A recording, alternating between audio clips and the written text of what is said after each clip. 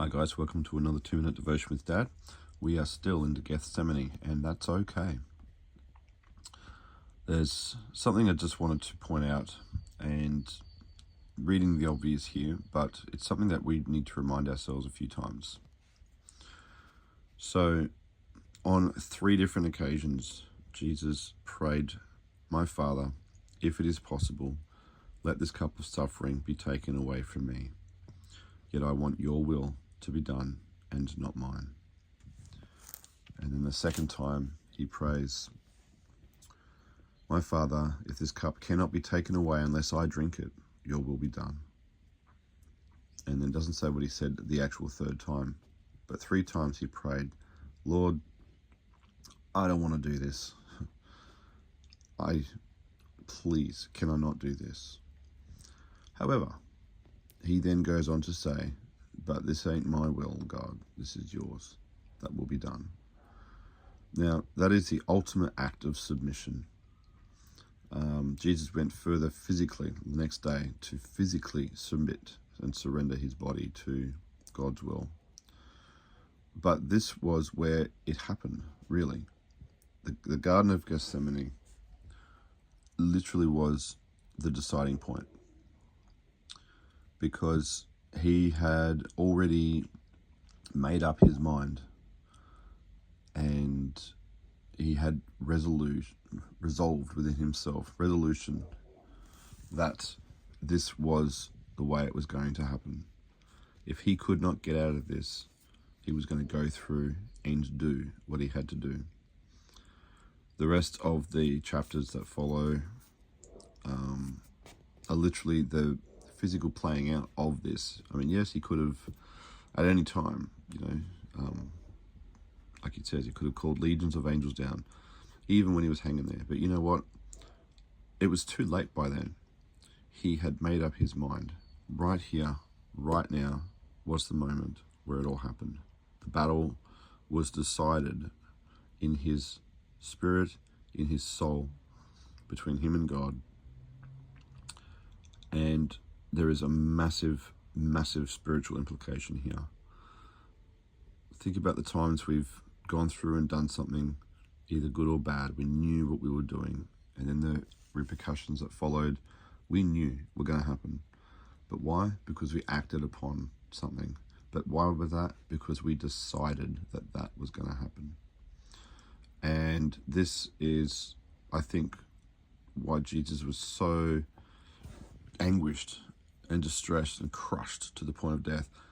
He had made up his mind. He had decided it. And I know I keep saying that over again, but think about those words. He had made up his mind right now that he would go through, because he had surrendered and submitted to a high authority, his Father.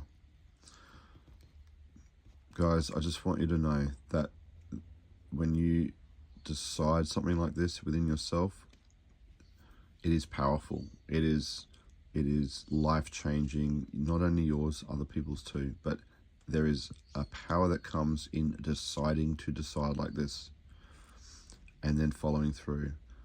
It's probably linked back to why you don't just casually make a vow before God, because it is seriously powerful. And I think Jesus knew it when he was doing this. He knew what he was doing when he was taking these hour to have it out before his God, with his Father. This was his last straw, the last chance to get out of what he was about to do, but it didn't happen. He was still going through with the plan, and everything else that followed, even though it was physically life bending, it was going to kill him. He knew that. But here, right here, is where he chose to die. And the rest he did out of resolution, out of determination, out of grit. I have made up my mind, and I am doing this. And the implications for you and me is, when we decide something, do it. When you decide not to do something, don't do it. You need to come to that point of absolute determination and decision that no matter what happens next, you're following through with your commitment, your promise, your plan, your whatever. That's what Jesus did. And he was the ultimate example of, first of all, submission to what he was asked to do. Didn't want to do it. If it is possible, take this away, please. But I don't want to do what I want to do. I'm going to do what I've been asked to do. And that's the take-home message here. But also, once you've decided, follow through. We could talk forever about this, but anyway, just something I wanted to remind us of, because you see so many people start something and not finish it. You know, they just quit. Oh, it's too hard. I know I've said that a few times in my life. Oh, too hard. But once I've decided to do something, my family will have known that that is it. We're doing it. Even if it gets stupid, it's the principle of following through with what you've committed to. And I just wanted to challenge everybody that this is our lot sometimes. This is what we've got to do. Anyway, bless you guys. Have a great day, and I'll see you at the next one. Bye.